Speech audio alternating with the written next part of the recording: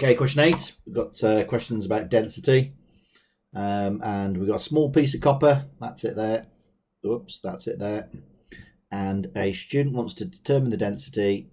They've used a balance to get the mass. So we know Dave's massive verruca. So we've got the mass.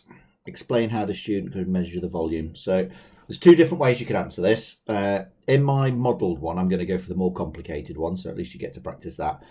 But in this, it's get a measuring cylinder on a flat surface for this first one here.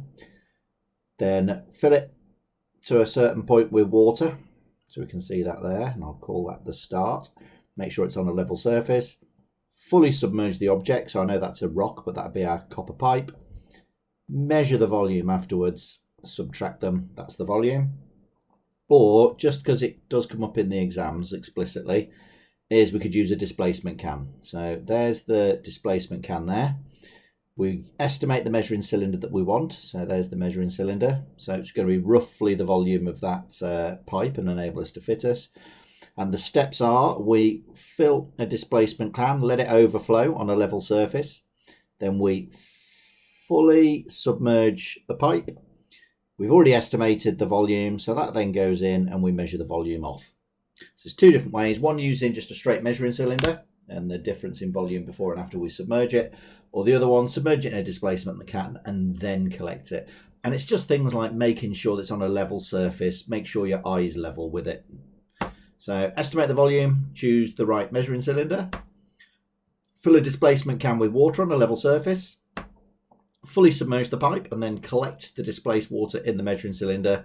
Measure the volume at eye level to avoid parallax error.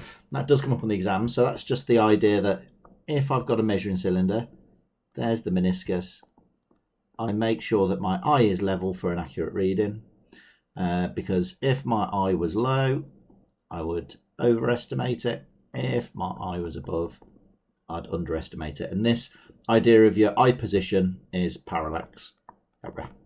So that's question 8 done.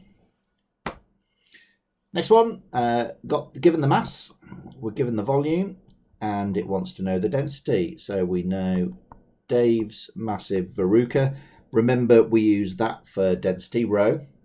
And then we're just going to check the units. So kilograms, kilograms, meters cubed, no unit changes. So we want the density, D equals M over V. So D equals M over V, put in your values. Make sure you use your calculator well. So trying to get you to use that button that looks like that. I can't remember if the dark one's on top or not. And then just make sure you use your times 10 to the X button as well. And there we go.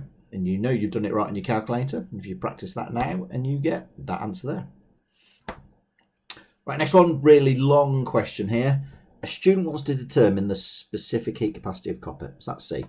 And we've learned Q, the thermal energy, equals the mass times specific heat capacity, some number that we've calculated for all objects, times the change in temperature. And we know that C is the amount of thermal energy for 1 kilogram to go up by 1 degree C. So now let's try and make sense of all of this practical here. So the student leaves the piece of copper in the boiling water so that it reaches 100 degrees C. So there we go. That pipe is at 100 degrees C. The student uses the thread to take the piece of copper out, and then they put it into a beaker of cold water at 20. So what they're going to do now is take out this pipe and then dump it straight into this cold water. And we're going to measure the temperature afterwards, and what should happen now is all of that thermal energy has gone into this water. So the student assumes that the thermal energy gained by the water equals the thermal energy lost by the piece of copper. The water and the copper both reach a temperature of 22. So we can see it started at 100 and it went to 22. So that's the energy change. The cold water gains that much energy. So that's our thermal energy, and we've got the mass in kilograms. Perfect. So now we're good to go. So it says calculate the value for specific heat capacity of copper using these results. So we know we can do Q, M, C, delta T, or ideally you're just rearranging the equation. So we're after C, so we're going to divide both sides by M. That's now gone. Divide both sides by delta T, and left with C equals Q over M delta T. So now we're ready to just put our values in. So the first part is work out the change in temperature. So the pipe started at 100 and then in the beaker it is at 22. Just being careful not to use that, the 20. So now we've got our temperature change is 78. C equals Q over M delta T. So we're going to pull the 1500 in. We've got the mass times by the change that we worked out, 78, and that will give us a value of 232.1. And then it says the value for the specific heat capacity of copper is lower than the correct value. State 2 ways we could improve it. So let's go over to this diagram here. Let's arrange it. Well, we can just see we're going to have loads of thermal energy escaping from this water here. So job we can do is we could insulate it. We could add a lid. In the mark scheme, they count as the same thing.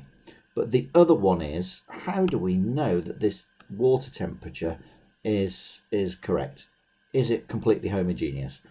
That is it reading the same everywhere? And what we could really do it with is some sort of mixer, so that we can mix it to make sure that the water is exactly at that temperature. So insulate the beaker to prevent thermal energy being dissipated from the system. Add a stirrer to ensure a uniform temperature. Okay, next question. We've got a long piece of wire wrapped into a coil. So we can see we're going to try and use this as an immersion heater. Describe how this coil could be used instead of the Bunsen burner. So, well, the wire's got resistance. If I put electrical energy or a voltage through that, it's going to heat up. So pass current through the wire, it'll heat up. And then the thermal energy will transfer from the coil into the water. And that's that question done.